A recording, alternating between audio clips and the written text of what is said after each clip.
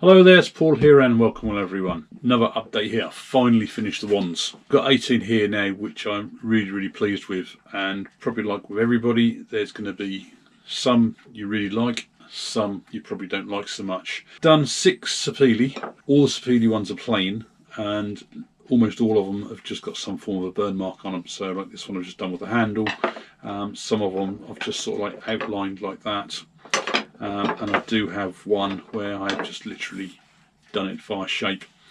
So they're all different shapes, and that's what I really love about doing the wands. They don't have to be precise on anything. I've then done 3 oak ones, and again I've got a couple there which are plain. It's a really sort of a different handle there, which I think I did show in the last video, and that one was my ebonising solution. Now this one I'm pleased with the effect with it, but I just honestly don't like those beads, but that's down to my personal choice. Somebody will probably love that over some of the others. The ash ones, the silver did cut back nicely on there. It's, to me, it just looks too grey. It's not really come up with the silver very much, but the gold, when you catch the gold in the grain, really does show up. The turquoise green, just not a lover of the colour, but again somebody might like that. I just don't like it. I love the way it highlights all the grain and everything. I then went on to the tulip wood. Now tulip wood is really a lot softer than all the other woods and turns really nicely, but it's really bland. So you can see that, I mean, we've got a little bit of grain in there, but it really is a pale bland wood. So I decided that what I'll do, I'll go for some colouring on there, and I'll use the chestnut spirit stains. Now these, almost everybody when they buys the spirit stains buys the strong colours, like with the reds, the oranges and stuff like that. But I also bought, which was worthwhile buying, the set where you got like all the natural wood colours. So I think this first one was supposed to be yew. And what I did with all of these, first of all, is I gave them a full coat of black, then sanded them back so that it highlights into the wood. And this is the yew colour, so it's a fairly dark colour on there. The next one I did exactly the same, but I used rosewood, and that I really like. I think that's come up really nicely. And then the third one, it's hard to believe on there, but there is actually 2 colours on there. I mean, I did the black first of all. I went over the whole thing, I think was with a gold oak, and that's what this end is left with. And I went with the mild oak over the handle because I just wanted to darken it up a little bit more. The final wood I had was beech. These were all slightly smaller, and I then went for my spray watercolours. Now if you want to see those, there's a video a while back I did where you basically buy these powders, you then dissolve them in 2 litres of water. That is literally one of the bottles I've got there. That's the charcoal black, and you can see, I mean, the little bottles that you have on the airbrush are minute, so that's going to last me an awful long time, and the cost of that was dead cheap. It really was. It's probably the cheapest colours I've found. Now the good thing about these, because they're water-based colours, is that when you put one colour on, the moment you put a second colour over the top of it, they blend and mix, and you get a whole different array of colours.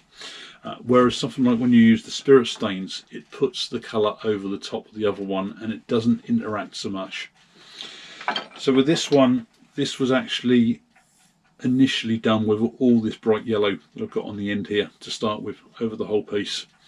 Left to dry, and then I went over with a purple that I've got. Now the purple I've done, because you can't buy the purple.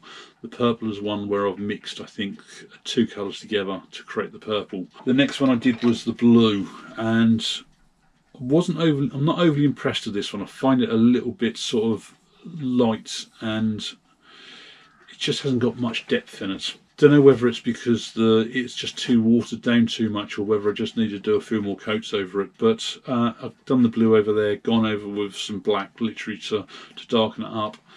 I did a video a while ago where I made some lidded boxes to put my vape juice in.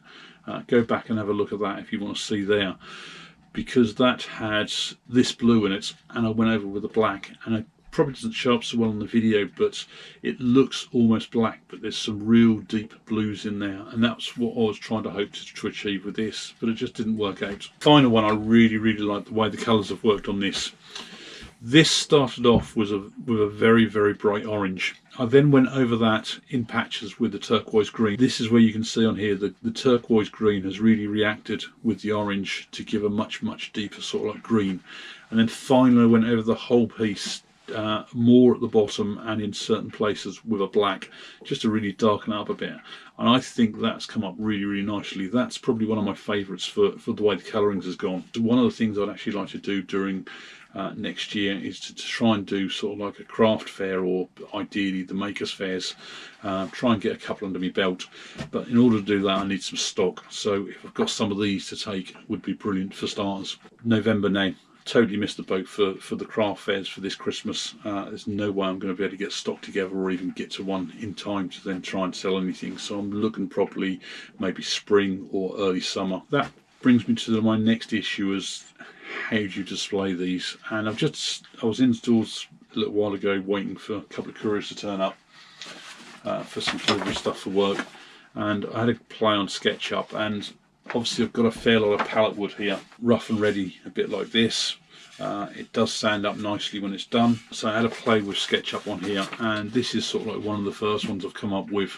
The way I've sort of done this is, the idea is I'll get a Forstner bit and basically drill holes all along the edge of the wood, and I don't want them so that the centre of the drill bit is on the edge.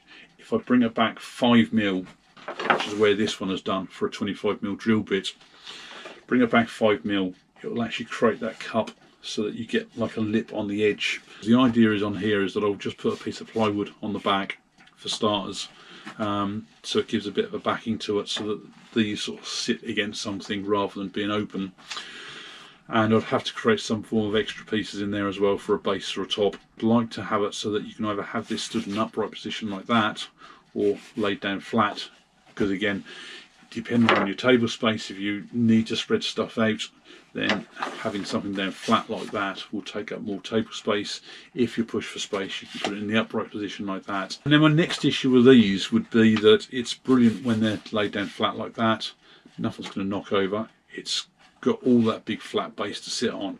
When it's an upright position like that, I've based this on a 300mm height, so it's roughly the height of that, but it's only the width of this board. So if you can imagine that you've got that board like that, even at the height of that ruler, there's not much there to stop it from tipping over. So rather than create some form of a big base on there, again I'm trying to think out of the box here, I thought, yes, have a flat base on the bottom there at the size of what this is, but at the same time, if I've got another piece of wood I can slot on the front, so that another piece, the width of this, it's going to double the foot of the base on this. Let me know your thoughts. I mean, I may well have a play around with this in a little while, drill some holes, see what it looks like. Now, one of the other things of creating some stock would be to have some pens on the stool. So again, you don't want them all laid over the floor. I don't really want to go out and be buying loads of pen boxes to put them all in, which I've seen some people do, because that's all extra expense. And I thought, right, some form of a pen display. And again, I've come up with a couple of design plans there, straight out of the pallet wood again. Again, that's about 300mm wide, so it's about the length of that ruler again, with the 70mm that way. Now the way I've done this, I've just drilled sort of 10mm holes for the bottom of the pen to locate in. The top here is probably about 10-15mm less thickness, so that at least when it sits on top, it's going to be angled back naturally, and you've just got these holes cut out at the top again, so the pen slots in there and doesn't wobble about. That's a straightforward one, and again I've just played about here. What I've done is I've just done it so that this is slightly curved. So again, your thoughts on there. So last minute update, got a piece of pallet wood here, and what I tried was, first of all, just drilling the holes on the edge, and the big problem I found was that it's all basically splitting out, ripping the wood to pieces. So I did a row of holes back from the edge, and then just took it down on the table saw just to see what happens there. And again, it just ripped all these off here, so it's a right mess. And then I thought, right, well, I'll have a go on the scroll saw. So I got probably the largest blade I've got there, to be honest, and just to quickly cut out to see what it was like, which is why I've got these first two here as a circle. And I thought on that the circle, especially if you put it in this stand in a different orientation, especially when it's upright like that, isn't really enough to go on there. So I then developed like this C shape, and I used a slightly better blade, and it takes minimal sanding on here. So I got those three. So I thought, right, I'll have a go at that, and I cut a whole one of these out. Haven't sanded or anything. It looks quite nice, but then just knocked one of these gently, and it's just knocked off there. So the problem is these are pretty weak this way.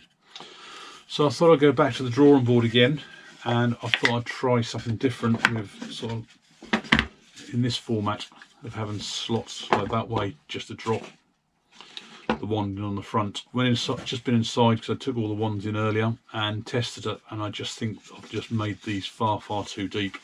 I think these slots probably need to be about half the distance there, so that the wand is sitting at the front probably more rather than right at the back. In actual fact, what I might try and do is, because obviously these are all fairly sharp, I might keep that as it is and then just round off these pieces here, so that effectively, don't know how well it shows up on the camera there, so that I effectively create them like that, and then that way these will be a lot shorter rather than just take the saw down the whole lot there. So I might just do that on the scroll saw and see what that one comes up like, but I'm going to leave that until tomorrow now. At least that way, leave the bottom bit there. You've got a nice thick base. I could probably just round off that just to go around there. I don't think I need to tip this back like I was planning with this format. So yeah, I think if I shape these teeth off here, get rid of them, shape the bottom, I can keep that as an upright, and it will look a lot better. And that's the good thing about this pallet wood, it sands up so easy. I will leave that till tomorrow and probably post on another update how I get on. But if you've got any thoughts in the meantime, certainly do leave comments.